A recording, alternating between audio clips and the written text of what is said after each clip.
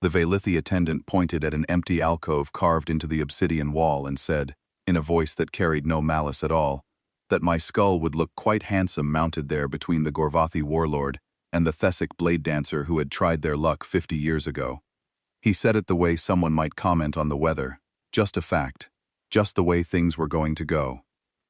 I looked at the alcove. It was polished, clean, ready for a new addition. I told him I appreciated the confidence, and I kept walking. My name is Ethan Cole. I spent 14 years in Earth's Colonial Defense Corps, the last 6 of those as a close-quarters combat instructor, stationed across 4 different frontier worlds. I have been cut, burned, broken, dislocated, concussed, and once thrown through a wall made of compressed mineral sheeting that was supposedly impact-resistant. The wall lost that argument. So did I, briefly, before I got back up and finished what I started. I was not selected for this mission because I was the strongest human alive. I was selected because the people who chose me understood something that most species in the galaxy did not. Strength wins fights. Adaptability wins wars. I had been on the Vailithi homeworld for 6 days. The air was thick, heavy, laced with trace compounds that made every breath feel like inhaling through wet cloth. The gravity sat at roughly 1.3 times Earth standard, which meant my legs burned after every staircase, and my shoulders ached by noon. I had not once asked for environmental modifications. The Vailithi attendants assigned to me kept glancing at each other whenever I climbed a flight of stairs without pausing. They were waiting for me to complain. I was not going to give them the satisfaction. The reason I was here was simple enough, even if the path to this arena had been anything but. Earth needed passage rights through the Vailithi corridor, a stretch of navigable hyperspace that connected our inner colonies to 3 resource-rich frontier systems. Without that corridor, supply runs to the outer settlements took 8 months through unstable routes that chewed up ships and crews alike. Children were growing up on stations that ran low on medical supplies every winter cycle. Families were rationing food not because we could not produce it, but because we could not deliver it fast enough through the long way around. Our diplomats tried. Catherine Hale, the sharpest negotiator Earth had ever produced, spent 2 years in formal talks with the Vailithi sovereignty. She laid out trade proposals, mutual defense agreements, scientific exchanges. She offered everything short of sovereignty itself. The Vailithi refused, every time. Not because the offers were bad, but because they did not negotiate with what they called infant species. Humanity was too young, too soft, too unproven. We had only been spacefaring for a century and a half. The Vailithi had been building empires before our ancestors learned to make fire. There was only one other door, the right of ascendant claim. Once every century, the Vailithi opened their sacred arena to foreign challengers. Any species could send a fighter. If that fighter won, they earned the right to make a single political demand of the sovereignty. Trading rights, territorial access, alliance terms, anything within reason. No human had ever entered the right. No human had ever been foolish enough to try. Until now.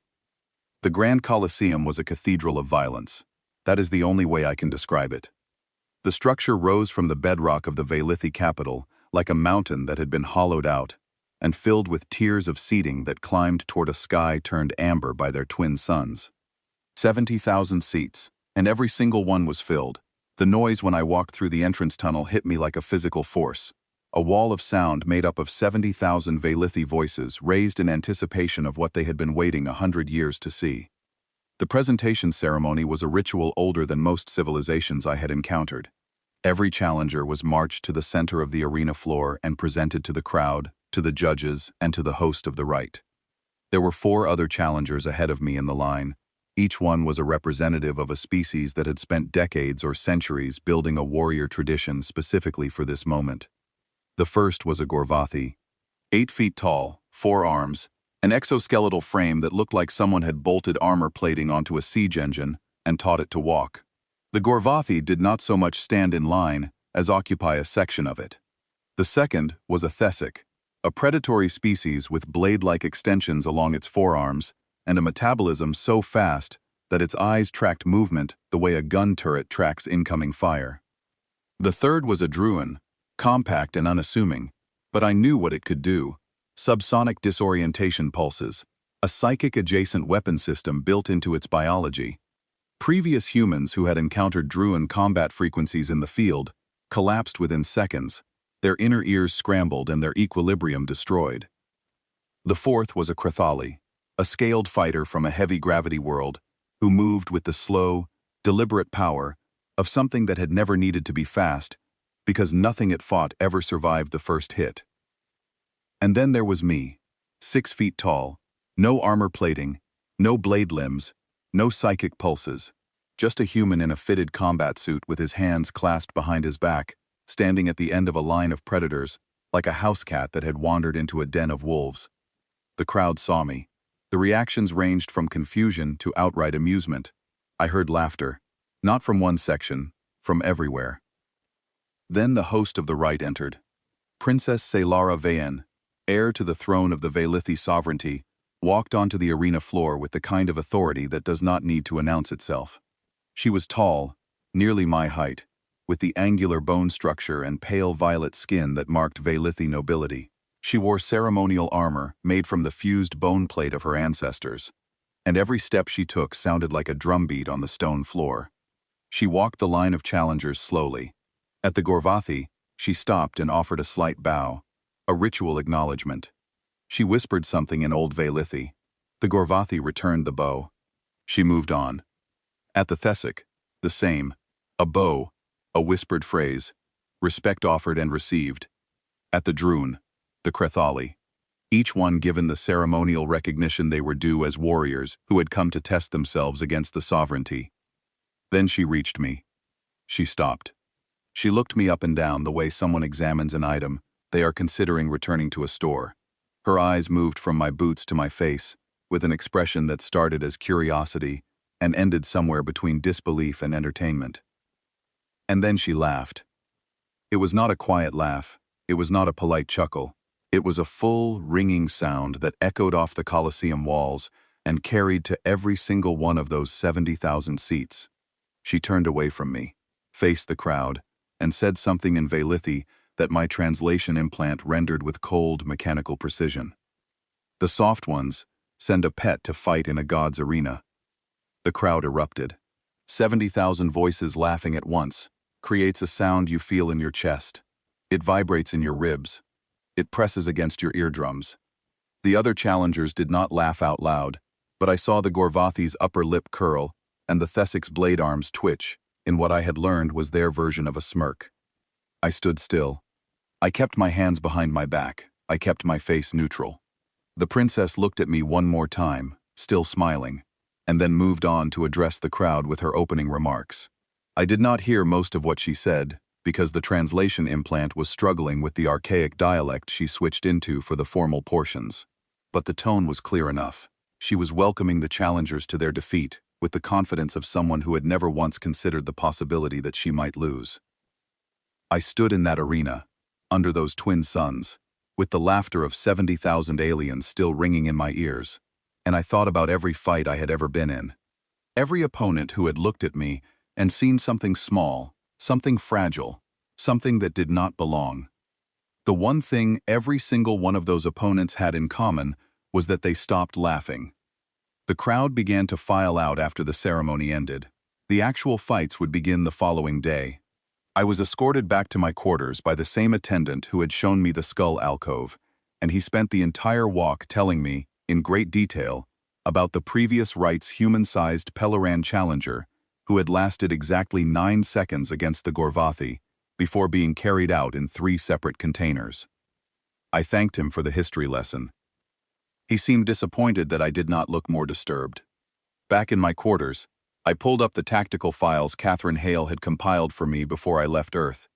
Detailed biological analyses of every known rite participant species, movement profiles, combat tendencies, physiological weak points. She had spent 4 months assembling this packet, and she had told me, with the kind of calm that only truly frightened people can manage, that if I died in this arena, the outer colonies would spend the next decade in slow decline. No pressure. I studied the files until the Vailithi twilight faded to full dark. I ran through movement drills in the limited space of my room, working my joints through the heavy gravity, until my muscles stopped protesting and started adapting. I practiced breathing in the thick air until my lungs found a rhythm that was not comfortable, but was sustainable.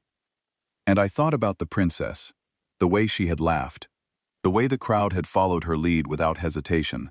She was not just a fighter and a host. She was the emotional center of this entire spectacle. When she laughed, they laughed. When she dismissed me, they dismissed me. That was useful information, because tomorrow, when the fights began, I was going to start changing her mind, one round at a time. I set my alarm for 4 hours before dawn. That would give me time to warm up in the heavy gravity before the arena opened. The Veilithi assumed I would sleep late, conserve my energy, treat the morning like a condemned prisoner treats a last meal. They did not understand what they were dealing with. Not yet. The arena smelled different in the morning. The stone had cooled overnight and released a mineral scent that mixed with the heavy atmosphere into something sharp and clean. I was the first challenger on the floor. The Veilithi maintenance crew stopped what they were doing and stared as I ran laps around the perimeter, warming my legs and lungs in the punishing gravity. The first fight was scheduled for midday. My name was on it. The Gorvathi was waiting when I arrived at the staging area beneath the arena. He was enormous up close, his exoskeletal plates gleaming with a fresh coat of combat resin that the Gorvathi applied before battle to seal the joints in their armor. His forearms hung at his sides like industrial equipment at rest. He looked at me. I looked at him. He said something that my translator rendered as a question about whether I had brought a handler, since pets were not usually allowed in the arena without supervision. I smiled and told him that was a good one. Then the gates opened, and 70,000 voices hit us like a wave, and we walked out onto the sand. The arena floor was roughly circular, about 50 meters across, covered in a layer of compressed mineral sand that absorbed impacts and, according to the historical records, soaked up blood quite efficiently. The walls rose vertically for about 10 meters before the first tier of seating began, which meant there was no climbing out. The only way off this floor was through victory or through defeat. The Gorvathi took his position on the far side. I took mine near the eastern gate. Between us, a Veilithi judge stood on a raised platform and delivered the ritual invocation in a voice that could have shattered glass. When the final word left his mouth, a tone rang out across the Colosseum, deep and resonant. The fight had begun. The Gorvathi charged. There is no other word for it. 8 feet and roughly 400 pounds of exoskeletal warrior came at me like a freight train with a grudge, all 4 arms spread wide, each one capable of crushing a human torso like an empty can. I did nothing. I moved. That was it. I sidestepped the charge, let the Gorvathi's momentum carry him past me, and repositioned 3 meters to his left before he could turn around. He came again. I moved again. He swung his primary arms in a sweeping arc that would have taken my head off at the neck. I ducked. The secondary arms came in low, aiming for my ribs. I twisted sideways, let them pass, and reset my stance. 90 seconds. That is how long I spent doing nothing but dodging. The crowd grew restless. They wanted contact. They wanted impact. They wanted to see the soft human crumple under Gorvathi's strength. But I was not dodging to survive. I was dodging to learn. In those 90 seconds, I mapped the Gorvathi's entire movement pattern. Primary arms operated on a 1-2 rhythm, with a slight delay between the second swing and the reset. Secondary arms compensated for the gap, but they swung on a wider arc, which meant there was a timing window of roughly 3/4 of a second between the primary reset and the secondary follow-through. On the next charge, I did not dodge. I stepped into the gap. The Gorvathi's primary arms swung and missed. The secondaries began their arc. I was already inside the reach of both, standing in the one place his body could not easily defend. I grabbed the secondary right arm at the joint where the exoskeletal plate met the softer connective tissue, and I twisted. The Gorvathi roared. It was a sound that belonged in a canyon during a rock slide, not in a fight. His exoskeletal species were not supposed to be vulnerable to joint manipulation. Their plates were supposed to make grappling impossible. But I had studied Gorvathi anatomy for 3 weeks before I left Earth. The connective tissue between plates was not bone. It was cartilage. Tough, resilient cartilage, but cartilage nonetheless. And cartilage bends. I torqued the joint past its natural range of motion and pinned the secondary arm behind his back. The Gorvathi tried to reach me with his other 3 arms, but the position I had taken made it geometrically impossible. He would have had to dislocate his own shoulder to reach me, and the pain in his secondary joint was keeping his nervous system too busy to coordinate that kind of movement. He went down, 400 pounds of exoskeletal warrior, on his knees, with a human half his size holding one arm in a lock that should not have worked but did. The judge called it. The Gorvathi yielded. The Colosseum went quiet for exactly 2 seconds. Then the noise came back, but it was different now. Not laughter, not amusement, something closer to confusion. I looked up at the royal box. Princess Selara was leaning forward in her seat, her expression still carrying the remnants of amusement, but with something new underneath it.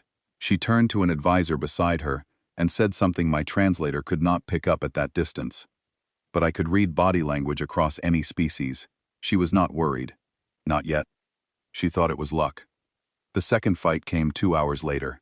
Time enough for me to hydrate, stretch, and review the Thessic combat profile one more time. The Thessic was everything the Gorvathi was not. Where the Gorvathi was power, the Thessic was speed.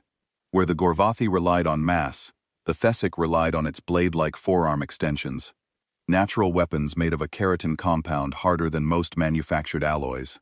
The Thessic could strike 4 times in the space of a single human heartbeat. Its metabolism ran so hot that its reaction time was measured in fractions of a second. This fight was going to be faster. The Thessic came at me the moment the tone sounded. No charge, no roar, just a blur of movement that closed the distance between us before the echo of the starting signal had faded. The first strike came from my left, a sweeping arc aimed at my midsection. I blocked it with my forearm guard. The impact rattled my teeth. The second strike came from the right. I twisted to avoid it, but caught the edge along my outer forearm, just below the elbow. The blade limb sliced through my combat suit and opened a clean cut across the muscle. Blood ran down my arm and dripped onto the sand. The crowd reacted, not to the wound itself, but to what happened after the wound. I did not stop. The Thessic hesitated. In its experience, bleeding opponents slowed down. Bleeding opponents favored the wounded side. Bleeding opponents became predictable. I became less predictable. I switched my stance, leading with the wounded arm, and used the blood that was running down my forearm to my advantage. The next time the Thessic's grip pads made contact with my arm during a grapple exchange, they slipped. The biological adhesive that Thessic grip pads use to maintain hold on surfaces did not bond well with human blood. The proteins were incompatible. I had not known that before the fight. I learned it in the moment, and used it in the same breath. The Thessic tried to lock onto my bleeding arm twice more, and twice more it lost traction. I drove the fight toward the edge of the raised combat platform, a 3-meter elevation built into the arena floor for the Thessic bout. The Thessic was built for flat ground speed, not for maintaining position on a narrow, elevated surface. I feinted left, drew a response, then shoulder-checked the Thessic toward the platform edge.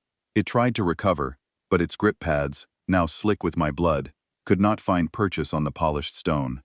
It went over the edge. The fall was not far enough to injure a Thessic, but it was far enough to count as a ring-out under the rights rules. The judge called it second victory. I looked up at the royal box again. Princess Selara was no longer leaning forward with amusement. She was leaning forward with attention. The difference was in her hands. Before, they had been resting on the arms of her seat, relaxed. Now, they were gripping the stone edges. She was watching me, the way a hunter watches something it cannot yet classify. The third fight was the one I had been most concerned about. The Droon stood at the center of the arena floor and did nothing. It did not charge.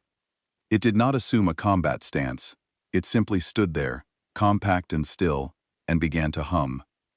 The hum was not audible in the traditional sense. It operated below the range of conscious hearing, a subsonic frequency that targeted the vestibular system, the inner ear's balance mechanism.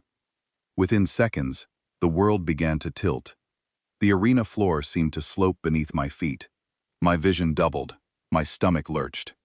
Every previous human who had encountered Druin combat frequencies had been on the ground within 10 seconds, writhing and disoriented, unable to tell up from down.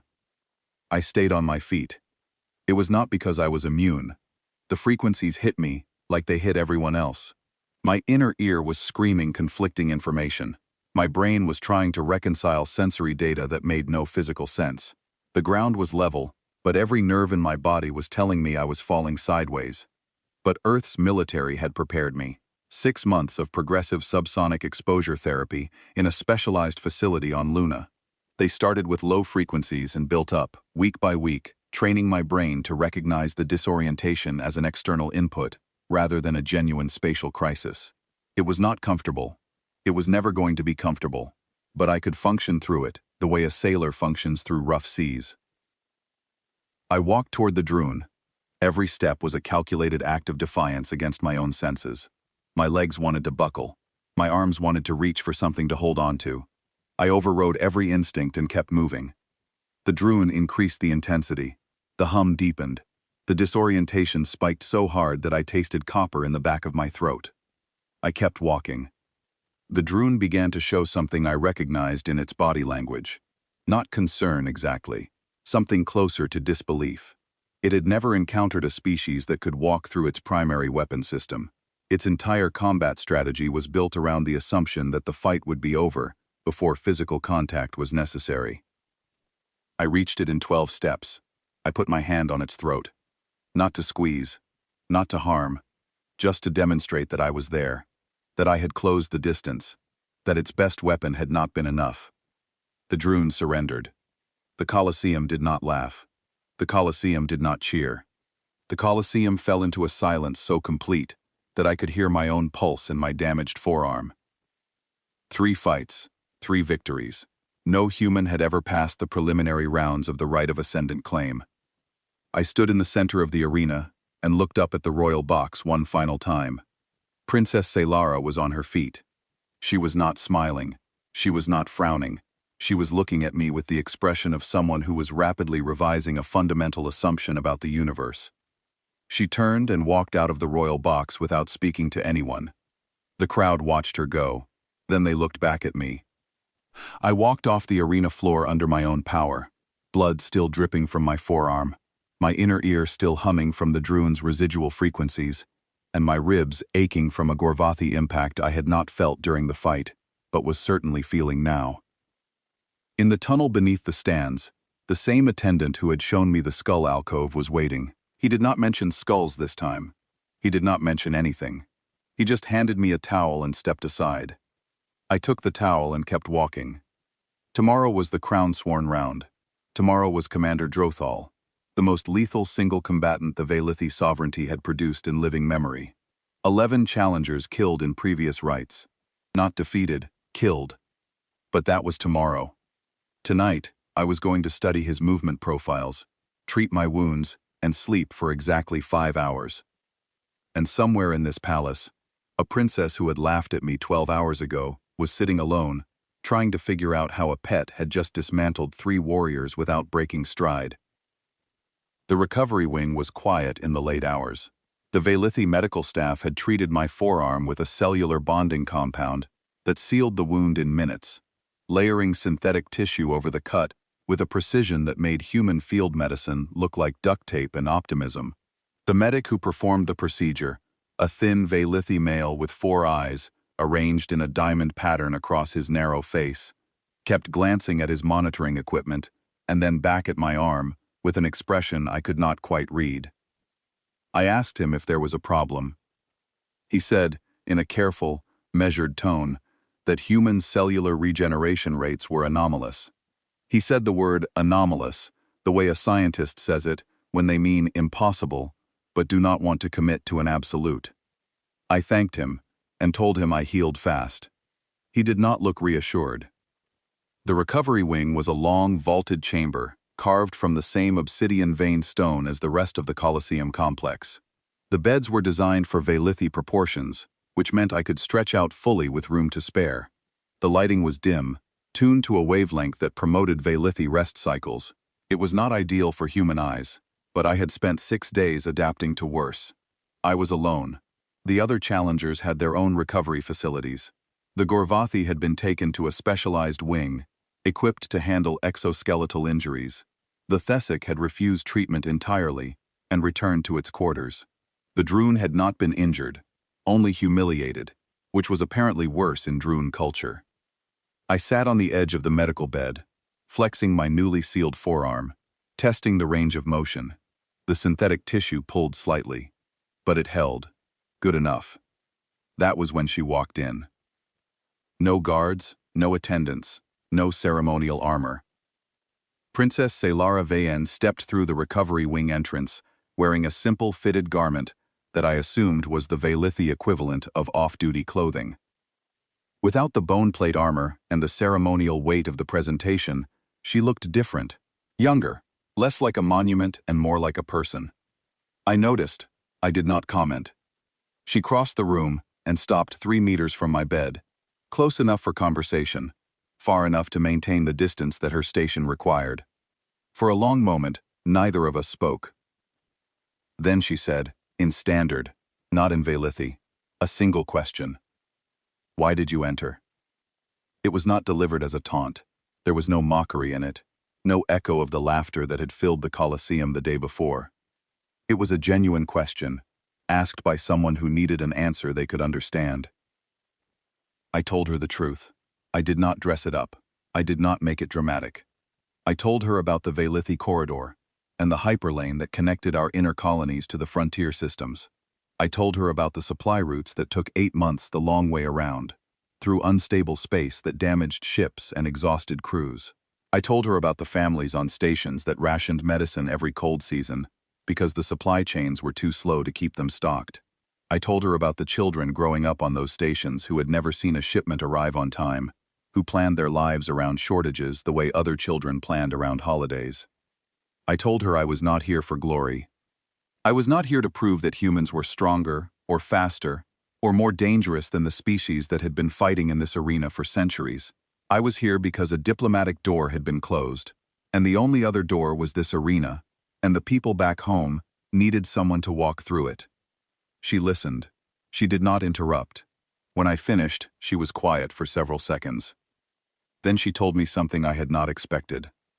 The mockery at the presentation ceremony was not personal. The rite demanded that the host diminish every challenger publicly. It was a ceremonial function, a tradition that predated Selara's reign by thousands of years. The host's role was to establish dominance before the first blow was struck, to remind the challengers and the crowd that the sovereignty stood above all comers. But she admitted, without flinching, that she had chosen harsher words for me than necessary. Her advisors had briefed her on humanity. They told her we were fragile, short-lived, soft-boned, a species that bruised when you touched them and broke when you pressed. They told her that a sufficient display of public contempt would make me withdraw before the first round, saving me from injury and saving the right from the embarrassment of a quick elimination. She had expected me to walk away after the laughter. Most species did. I told her I did not walk away from much. She almost smiled. Almost. Then I asked her something that had been sitting in the back of my mind since I first reviewed the rite's structure during the transit flight to her homeworld. The rite had 5 rounds. Rounds 1 through 3 were against other challengers, which I had now completed. Round 4 was against a Crown Sworn, an elite Vailithi champion selected for their combat ability. Round 5 was against the host herself. I asked her why she fought the final round personally. The sovereignty had no shortage of warriors. She could appoint a second, a champion to fight in her place. Every other ruling house in the galaxy that maintained combat traditions used proxies. Why did the princess of the most powerful sovereignty in the sector step into the arena herself? She looked at me with those angular violet eyes and said, in a voice that was quieter than any voice I had heard her use, that a ruler who asks others to bleed for her throne does not deserve it. I respected that. I told her so. Something shifted between us in that moment. I cannot define it precisely, and I will not try to romanticize it into something it was not. But there was a recognition, a mutual acknowledgement that we were both people, carrying obligations we had not fully chosen. She had been born into a dynasty that demanded she fight for legitimacy in a literal arena. I had been pulled from a career of teaching other people how to fight, and sent to fight for myself because my species did not have anyone better positioned for the job. Neither of us had asked for this. Both of us were here anyway. She turned the conversation to the next round. Commander Drothal. She did not say his name with reverence exactly, but there was weight behind it. Drothal was the crown-sworn assigned to this rite. He had served in 3 previous rites and killed 11 challengers. Not defeated. She used that word specifically. Killed. She told me about his fighting style. He used a weapon called a Vathorn, a polearm with a weighted striking head and a counterbalanced shaft that allowed for sweeping attacks with minimal recovery time. The weapon weighed more than I did. Drothal's bone plate armor was not ceremonial like hers. It was surgically fused to his skeleton, making him both the warrior and the fortress. He was fast for his size, faster than anything with that mass had a right to be. He had no known weaknesses in his technique, because he had been bred and trained specifically to eliminate weaknesses. From the day of his selection as a child, every aspect of his development had been optimized for arena combat. She told me all of this not as a threat. She told me as information. I read the subtext. She did not want me to die in round 4. She could not say that openly, not as the host of the rite, not as the princess who had mocked me in front of her people. But she was standing in a recovery wing at a late hour, without guards, giving me tactical intelligence about my next opponent, and the reason was not complicated. She had watched me fight 3 times. She had seen something she did not expect, and whatever calculations she was running behind those violet eyes, the outcome was telling her that my death would be a waste. I told her I appreciated the briefing. She told me that appreciation would not stop Drothal from crushing my ribcage. Fair point. I asked her if she had ever lost a fight. Not in the right, since the history files already told me she had not. But ever, in training, in sparring, in any context where someone had put her on her back and made her look at the ceiling. She said no. I said there was a first time for everything. She looked at me for a long moment. The recovery wing hummed with the low-frequency sound of Vailithi medical equipment running diagnostic cycles. Somewhere outside, the twin suns were setting, and the sky was turning from amber to deep violet. She almost smiled again, closer this time. Then she turned toward the door. She took 3 steps, stopped, and spoke without looking back. I hope you survive round 4, human. It would be disappointing if you did not. The door closed behind her. I sat in the empty recovery wing for a long time after she left.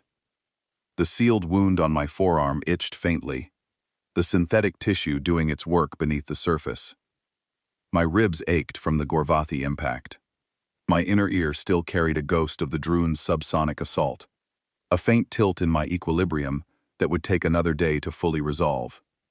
And my head was full of a princess who had walked into this room as my opponent, and walked out as something more complicated. I was here to win passage rights for Earth's colonies. That was the mission. That was the only thing that mattered. Every child on every understocked frontier station was counting on me, even if they did not know my name or that this fight was happening. But missions get complicated when you start respecting the person standing between you and the objective. I pulled up the Drothal files on my tactical display and began studying. His movement patterns were dense, complex, layered with feints and counterfeints that made him unpredictable by any standard combat analysis model. The files included combat footage from his previous rite appearances. I watched him dismantle a Peloran champion in 40 seconds. I watched him break a Gorvathi's exoskeletal plating with a single overhead strike. I watched him fight a Thessic blade dancer to a standstill, and then end the fight with a technique so fast that the arena's recording systems barely captured it. 11 kills, 0 defeats. No known weaknesses. I watched the footage 3 more times, looking for something the standard analysis had missed. On the 3rd viewing, I found it.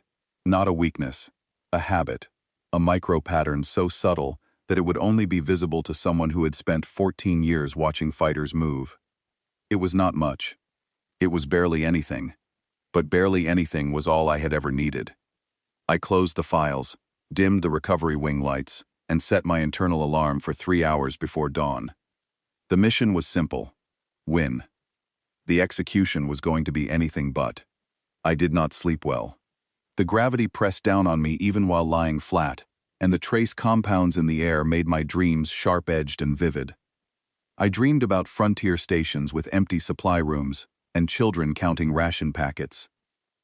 I dreamed about the Colosseum floor and the sound of 70,000 voices. I dreamed about violet eyes that carried weight behind them. I woke before the alarm. I lay still for 30 seconds, running a physical inventory. Ribs, sore but functional. Forearm, sealed and stiff but mobile. Equilibrium, 90% restored. Right knee, tight from compensating for the heavy gravity over the past week. Functional, not optimal. Functional was enough. Commander Drothal was already in the arena when I arrived. He stood at the center of the floor like a monument that had decided to come to life. 7 feet tall, bone plate armor fused directly to his skeleton, a seamless integration of biology and defense that made him look less like a warrior wearing protection and more like a weapon that happened to have a face. His armor covered every visible surface, the plates interlocking with a precision that left almost no gaps. Almost. In his right hand, he carried the Vathorn. The polearm was nearly as tall as he was, with a weighted striking head, forged from a Vailithi alloy, that my tactical files said could punch through ship hull plating. The counterbalanced shaft allowed him to swing the weapon in continuous arcs without losing momentum. He looked at me the way a cliff face looks at a raindrop. The 70,000 filled seats were louder than they had been for any of my previous fights. Word had spread, the human who beat the preliminary rounds. The pet that had somehow defanged 3 predators. The crowd was not laughing anymore, but they were not afraid for me either.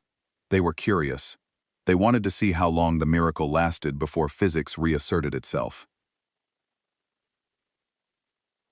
I looked at the royal box. Princess Saylara was there, back in her ceremonial armor, the weight of her station restored to her shoulders. Our conversation in the recovery wing might as well have been a dream.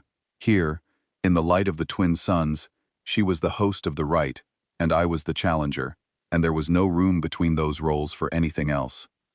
The judge delivered the invocation. The tone sounded. Drothal did not charge. He walked, slowly. The Vathorn swung in lazy figure-8 patterns at his side, building momentum the way a storm builds before it breaks. I had 60 meters of arena floor between us. I used every meter. I circled. He tracked me. I feinted left. He did not react. I feinted right. Nothing.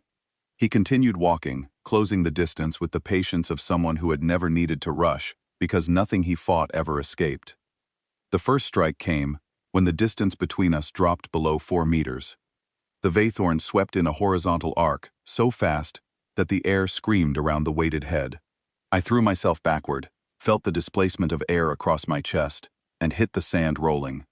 The second strike came before I finished the roll. Overhead, straight down, the weighted head aimed at the spot where my spine had been a quarter second earlier. The impact shattered the compressed sand and sent a shockwave through the arena floor that I felt in my knees. I scrambled. There is no dignified way to describe the first 60 seconds of that fight. I was scrambling, dodging, rolling, absorbing glancing hits from the shaft of the Vathorn that rattled my bones and left welts through my combat suit. Drothal was faster than anything that size had a right to be. The footage had not done him justice. Watching him fight on a screen and watching him fight 3 feet away were 2 entirely different experiences. On the screen, he was impressive. In person, he was a natural disaster with a polearm. But I was surviving. The crowd noticed. They had expected the fight to be over in seconds. 30 seconds passed.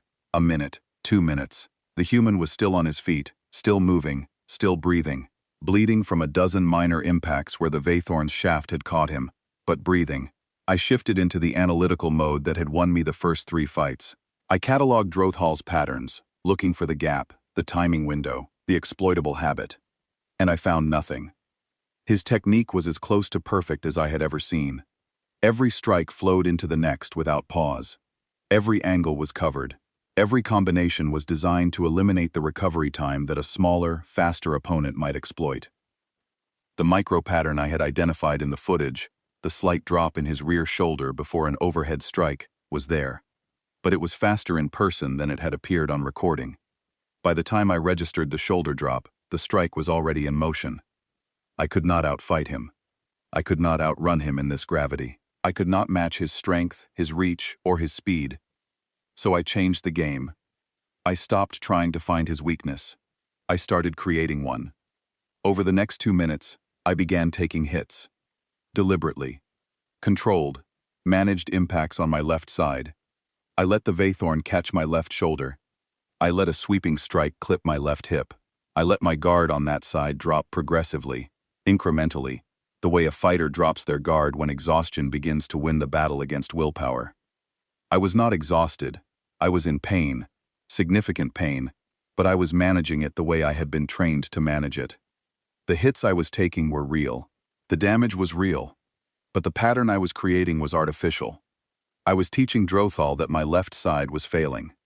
He learned the lesson. Because he was good, and good fighters exploit weakness when they see it. After 2 minutes of progressive deterioration, my left side was presented to him like an open door. My shoulder was hunched, my arm hung lower than it should have, my footwork favored my right side. Drothal committed.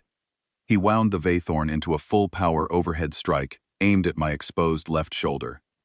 The kind of strike that would shatter bone and end the fight in a single decisive impact. He put everything into it, every pound of his mass, every ounce of the Vathorn's momentum. I pivoted. The strike missed by inches. I felt the wind of it across my shoulder blade, felt the shockwave as the weighted head buried itself in the sand where I had been standing. The Vathorn was designed for continuous momentum, not for recovery from a full-power miss. Drothal was committed, the weapon embedded in the ground, his balance shifted forward. I was inside his guard. I had 3/4 of a second before he recovered. I used every fraction. 3 rapid strikes. Not to his armor, not to the bone plate that covered his body like a second skeleton, to the seam, the narrow gap between his chest plate and the throat guard that protected his neck, a gap so small that the Vailithi did not even consider it a vulnerability because no weapon in their arsenal was precise enough to target it under combat conditions. I did not use a weapon. I used my fist. 3 impacts, driven by every ounce of force I could generate from my hips, through my shoulder, through my knuckles, targeted at a space roughly 2 centimeters wide. Drothal staggered. The first hit disrupted his breathing. The second compromised his balance. The third sent a shockwave through the soft tissue behind his throat guard that his fused armor could not absorb. He stumbled backward. I did not give him space. I hooked the shaft of the Vathorn, which was still partially embedded in the sand, and used it as a lever. I redirected his own momentum, adding my force to his imbalance, and drove him sideways. Commander Drothal, 11 kills, 0 defeats. The most lethal single combatant the Vailithi sovereignty had produced in living memory, hit the arena floor with an impact that sent cracks radiating through the compressed sand for 3 meters in every direction. I was on him before the dust settled. I pinned the Vathorn across his chest, using his own weapon as a restraining bar, and put my knee on the inside of his shoulder joint, where the bone plate met a narrow strip of connective cartilage. For 3 seconds, nobody in the Colosseum breathed. Then Drothal yielded. The sound that came from the crowd was not cheering. It was not confusion. It was something older, something that lived below language. 70,000 Vailithi had just watched the impossible. A crownsworn had fallen. The sacred champion of the right had been defeated by a species that most of them still thought of as soft. I stood up. My left side screamed. The controlled impacts I had taken to sell the deception had been real, and the cost was catching up. 2 ribs, cracked. Deep bruising along my hip and shoulder. My right knee, which had been tight from the heavy gravity, was now actively protesting every movement. I looked up at the royal box. Saylara was standing. Her expression was something that no translator in the galaxy could have rendered into words. It was not shock. It was not admiration. It was the expression of someone watching a fundamental truth rearrange itself in real time.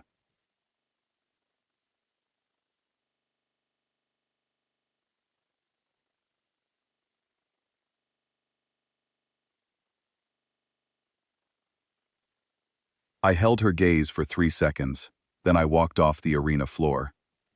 In the tunnel beneath the stands, I allowed myself one moment of honest assessment. The pain was significant. The rib damage was going to limit my breathing. The knee was going to affect my mobility. The accumulated toll of 4 fights in 2 days was sitting on my body like a physical weight, separate from the gravity, separate from the thick air. And in less than 1 hour, I had to fight her. Round 5. The final round. The princess herself. The Veilithi medics in the preparation chamber moved toward me with their cellular bonding compounds and their diagnostic equipment. I held up a hand and stopped them. I told them to stabilize the ribs, nothing else. Tape the knee, seal any open wounds, but no pain suppression, no stimulant compounds, no neural dampeners. They looked at me like I had asked them to perform the medical procedure in reverse. I told them the pain keeps me sharp. They did not understand. I did not expect them to. Humans are not the strongest species in the galaxy. We are not the fastest, the most durable, the most technologically advanced, or the most psychically gifted. What we are, and what no other species has ever managed to replicate, is adaptable under pressure. We do not just endure pain, we integrate it. We fold it into our awareness and use it as data. Where other species have their performance degraded by damage, humans have a documented history of performing above baseline when injured, because the pain sharpens focus, narrows attention, strips away everything that is not essential, and leaves behind something pure. The medics stabilized my ribs with a compression wrap that held the cracked bones in place, without restricting my movement more than absolutely necessary. They taped my knee. They sealed 2 minor lacerations on my arms, and 1 on my forehead, from a glancing Vathorn impact. Then they stepped back, and watched me stand up and walk toward the arena entrance, and the expression on their faces was one I had seen before on a dozen different worlds. It was the expression of someone watching a species that does not know when to stop. The arena was different now. The light had shifted as the twin suns moved across the sky, casting longer shadows across the sand. The crowd was different too. No laughter, no catcalls, no casual cruelty. 70,000 Veilithi sat in a silence so profound that I could hear the sand shifting under my boots as I walked to the center of the floor. They were watching the way civilizations watch an event that they know will be remembered. The eastern gate opened, and Saylara entered. She was not wearing the ceremonial bone plate from the presentation. This was combat configuration. Leaner armor that moved with her body instead of encasing it. Twin short blades made of the same alloy as Drothal's Vathorn, but smaller, faster, designed for precision rather than power. Her movement as she crossed the arena floor was fluid, almost liquid, with the kind of economy that only comes from a lifetime of training that began before conscious memory. She was not a figurehead. She was not a princess playing at being a warrior. She was genuinely elite. We faced each other at the center of the arena, 5 meters apart. The judge began the invocation, but neither of us was listening to the words. We were reading each other. She was cataloging my injuries, the slight hitch in my breathing from the cracked ribs, the stiffness in my right knee, the way I favored my left shoulder. I was cataloging her movement patterns, the way she held her blades, the distribution of her weight, the distance she maintained. The tone sounded. She came at me like water flowing downhill, fast and inevitable, and finding every gap. The first 2 minutes were hers. She was faster than Drothal, not in raw speed, but in the intelligence of her movement. She did not swing wildly or rely on power. Every strike was placed. Every angle was chosen. She targeted my damaged ribs with the precision of a surgeon, not to be cruel, but because she was fighting to win, and she was too good to ignore an advantage. She opened a gash above my right eye. Blood ran into my vision. She exploited the blind spot immediately, landing 2 strikes to my right side that drove the air from my lungs and sent white sparks across my visual field. I gave ground. Step by step, she pushed me toward the arena wall, controlling the space, controlling the tempo, controlling the fight. She had watched every one of my fights. She knew the way I analyzed opponents, the way I waited and watched and found the gap. She had studied me, the way I studied everyone else, and she was not going to give me the time or the space to do what I did. She was the best fighter I had ever faced. Not the strongest, not the fastest, but the most complete. She had no gaps, because she had spent her entire life being trained to fill them. And she was beating me. The crowd could feel it, the shift, the momentum. The princess was reasserting the natural order of things, and the human's miracle was approaching its expiration date. Then I stopped fighting like a system. The change was instantaneous. I abandoned pattern. I abandoned analysis. I abandoned every structured approach that had carried me through 4 fights and 14 years of combat instruction. I fought from instinct. Wild swings that followed no tactical logic. Footwork that broke every rule I had ever taught in a classroom. Broken rhythm, unpredictable angles. Movements that made no sense because they were not supposed to make sense. Saylara hesitated. It was less than a second, a fraction of a pause in her otherwise flawless flow. But it was there, and I felt it the way a predator feels a change in the wind. She could not predict what was not logical.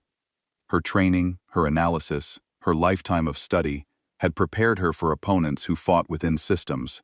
Every species she had ever faced operated on patterns, on techniques, on structured approaches that could be decoded and countered.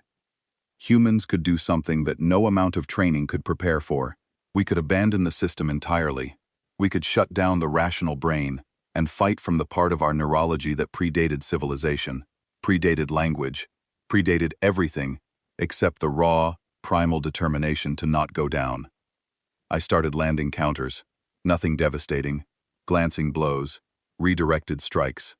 Impacts that she would have blocked if she had been able to predict where they were coming from, but she could not, because I did not know where they were coming from either. The fight shifted, not in my favor, not yet, but toward equilibrium.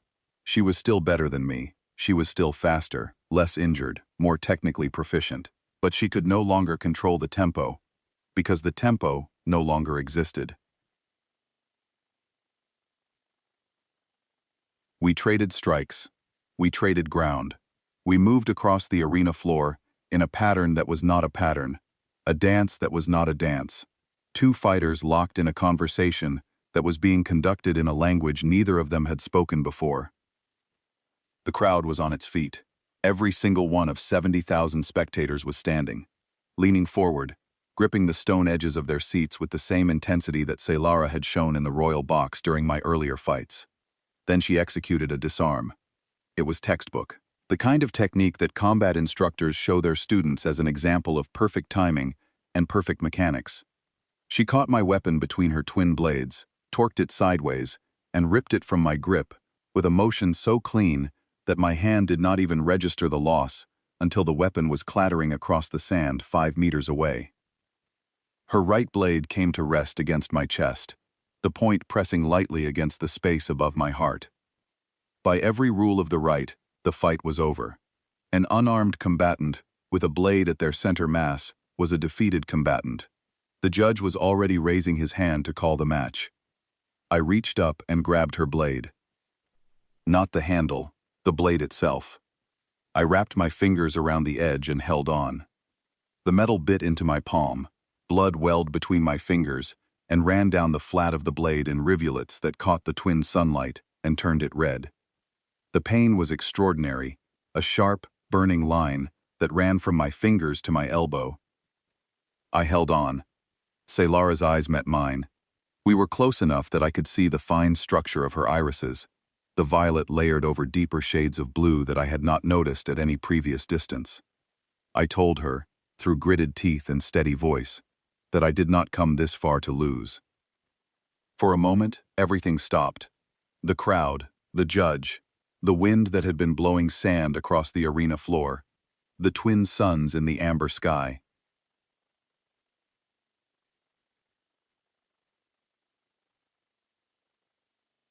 Then I pulled. The blade came toward me, and Saylara came with it. She was strong, but she was not braced for a pull rather than a push. Her balance shifted forward. I redirected the momentum sideways, released the blade, and dove for my weapon. My bloody hand found the grip. I came up swinging. The strike was not elegant. It was not technical. It was driven by something that lived below skill and below training, and below every lesson I had ever learned about how to fight properly. It was driven by every child on every frontier station who was going to grow up with full supply rooms, or empty ones, depending on what happened in the next second. The blade caught Sailara's throat guard and held. I was inside her reach, my weapon pressed against the one piece of armor that protected the most vulnerable point on a Vailithi warrior's body. One push, and the fight was over. One push, and I won. Silence. Absolute silence. The kind of silence that has weight. Sailara could have fought on. She could have twisted away, reset, continued the bout. She could have called a violation, argued that grabbing a blade was outside the rules. She had options. She had every right to take them. She lowered her weapons. She looked at me with those layered violet eyes, and she lowered her twin blades to her sides, and she said a single word in Old Vailithi that my translator rendered with the kind of reverence usually reserved for religious texts. I yield. Nobody moved. Nobody spoke. 70,000 Vailithi watched their princess lower her weapons before a human, and something fundamental shifted in the foundations of how they understood the galaxy. The judge called the match. His voice cracked on the final word. I lowered my weapon. My hand was shaking. The cut across my palm was deep, and the blood was flowing freely now, dripping onto the sand between us. My ribs screamed with every breath. My knee was threatening to buckle. The gash above my eye had reopened, and was painting the right side of my face in a red wash that I could taste on my lips. But I was standing. The crowd found its voice, slowly at first, then building, a sound that was not the laughter of the presentation, or the confusion of the preliminary rounds. It was something I did not have a word for, acknowledgement maybe, or recognition. The sound a civilization makes when it revises a fundamental assumption about the species it shares the galaxy with. The formal ceremony took place 3 hours later, after the medics had sealed my hand, and stabilized my ribs, and done everything they could to make me look like something other than a man who had been put through a 4-day gauntlet designed for species twice his size. Princess Sailara Vayen, heir to the throne of the Vailithi sovereignty, stood before her court and formally granted the human species unrestricted passage rights through the Vailithi corridor. The decree was recorded in Old Vailithi and Standard simultaneously, sealed with the sovereignty's mark, and transmitted to Earth's diplomatic channels before I left the chamber. Catherine Hale was going to receive that transmission in about 6 hours. I imagined her reading it. I imagined the sound she would make. I imagined her immediately contacting the frontier stations to tell them that supply routes were about to get 8 months shorter. The court filed out. The dignitaries departed. The Colosseum staff began the process of closing down the arena for another century. I was standing in the corridor outside the ceremonial hall, leaning against a stone wall because my knee had finally made good on its threat to stop cooperating, when she found me. No ceremonial armor, no attendants, just the princess, in the same simple garment she had worn to the recovery wing the night before. She stood in front of me and said nothing for a long time. Then she told me something that changed the way I understood the fight. She had not yielded because I beat her. She could have continued. She could have disengaged from the throat guard contact, reset the distance, and fought on. Her technical skill gave her a viable path to victory even at that stage. She yielded because in that final exchange, when I grabbed her blade with my bare hand and pulled, she realized something about humans that no briefing, no intelligence report, and no amount of observation could have conveyed. I would have died before I stopped. Not as a figure of speech, not as bravado. She saw it in my eyes in that moment, the absolute, unshakable certainty that I was going to keep fighting until either I won or my body physically ceased to function. There was no surrender in me, not because I was brave, but because the mission did not allow for it.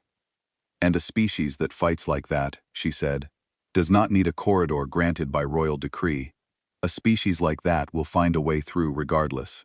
She would rather have us as allies walking through a door she opened than as a force cutting our own path through her territory. I told her that was probably the smartest strategic assessment anyone had ever made about humanity. She almost smiled, closer than the almost smiles in the recovery wing, close enough to count. I asked her if she regretted the presentation, the laughter, the words about pets and soft ones. She looked at me and said that she regretted underestimating me. The ridicule was ceremonial, the underestimation was personal, and she would not make that mistake again. I nodded.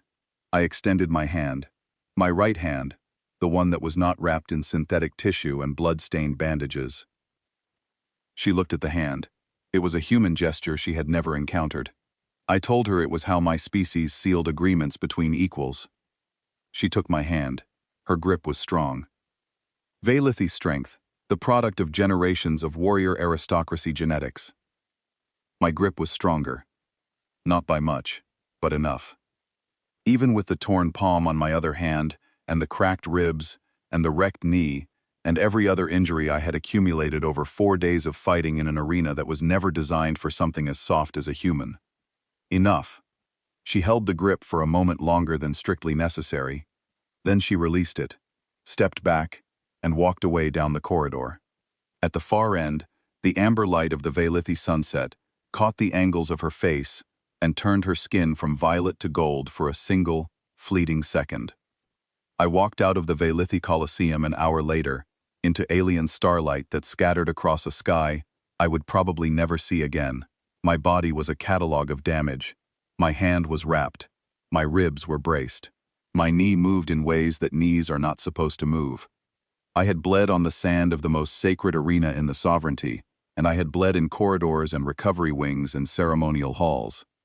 But I was carrying passage rights for every human colony on the frontier in a sealed diplomatic case under my arm, and every child on every understock station was going to see the difference within a year.